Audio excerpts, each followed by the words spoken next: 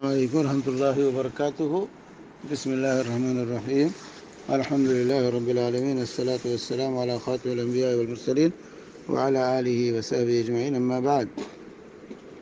یہاں ایک بہن کا سوال ہے کہ میں نے آپ کے فتوے میں سنا تھا کہ دین کے کام میں زکوٰۃ نہیں لگا سکتے۔ میرا سوال یہ ہے کہ اگر کسی کی گزر بسر زکوٰۃ پر ہی ہو اور وہ دین سکھاتا ہو تو کیا وہ اس کام میں کتابوں یا فوٹو کاپی کے لیے ضرورت پڑنے پر اپنے پاس سے خرچ کر سکتا ہے یا اس کے لیے الگ سے صدقہ مانگے؟ دیکھیے میری بہن، آپ کو یہ یاد رکھنا چاہیے، جب کوئی بات سنیں تو قاعدے سے سنیں۔ آدھا سنتی ہیں آپ لوگ تو آدھا چھوڑ دیتے ہیں۔ یہ آپ کا کہنا کہ زکوٰۃ کی رقم دین کے کام میں نہیں لگا سکتے، یہ کس نے کہا؟ کب میں نے کہا ہے؟ میں نے یہ بات کہی ہے کہ زکوٰۃ کے مدات ہیں، انہی مدوں پر زکوٰۃ خرچ کی جائے۔ 8 مد اللہ تعالیٰ نے قرآن پاک کے اندر ذکر کیا ہے۔ سورہ توبہ میں پڑھ لیجئے، اللہ تبارک تعالیٰ نے سورہ توبہ میں اس زکوٰۃ کے مستحقین کا ذکر کیا۔ سورہ توبہ آیت نمبر 60، اللہ فرماتا ہے انما الصدقات للفقراء والمساکین والعاملین علیہا والمؤلفۃ قلوبهم وفی الرقاب والغارمین وفی سبیل اللہ وابن السبیل فریضۃ من اللہ واللہ علیم حکیم۔ یہاں 8 طرح کے لوگوں کا اللہ تعالیٰ نے ذکر کیا ہے کہ یہ زکوٰۃ کے مستحق ہیں۔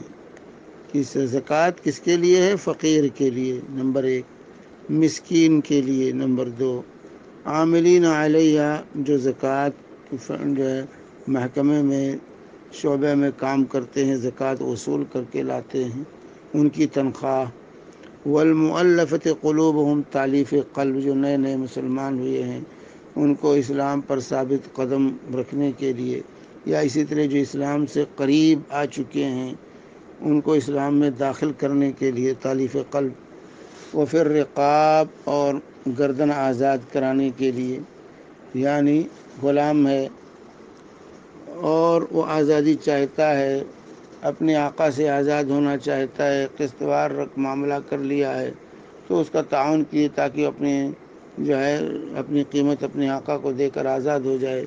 والغارمین مقروض ہے، قرض ادا نہیں کر سکتا ہے، اس کی قرض کی ادائیگی کے لیے اس کو زکوٰۃ دی جائے۔ وفی سبیل اللہ، اللہ کی راہ میں یعنی جہاد فی سبیل اللہ میں زکوٰۃ کی رقم دی جائے۔ وابن السبیل، مسافر کو دی جائے۔ فریضۃ من اللہ، اللہ تعالیٰ کی طرف سے فریضہ ہے۔ واللہ علیم حکیم، اللہ علم اور حکمت والا ہے۔ تو یہ زکوٰۃ کے مستحقین ہیں، ان پر زکوٰۃ کی رقم جو ہے خرچ کی جائے گی، سمجھے یہ۔ اور دوسری چیز جو آپ نے سمجھا وہ بھی غلط سمجھا کہ کسی کو زکوٰۃ دی گئی تو وہ زکوٰۃ کی رقم سے دین کا کوئی کام نہیں کر سکتا۔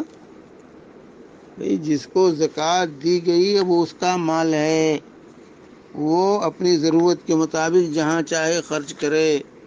اب وہ زکوٰۃ نہیں رہی، اب وہ کسی کو تحفہ اور ہدیہ دیتا ہے تو مالدار کو بھی اگر ہدیہ دیتا ہے تو لینا جائز ہے، وہ زکوٰۃ کی رقم نہیں کہی جائے گی، اب اس کو مل گئی، اب وہ اس کی ملکیت ہے۔ جیسا کہ سلسلے میں صحیح بخاری کی روایت ہے، حدیث نمبر 5097، ام المؤمنین عائشہ صدیقہ رضی اللہ تعالی عنہ راوی ہیں کہ بریرہ کو آزاد کر دیا گیا، اللہ کے رسول صلی اللہ علیہ وآلہ وسلم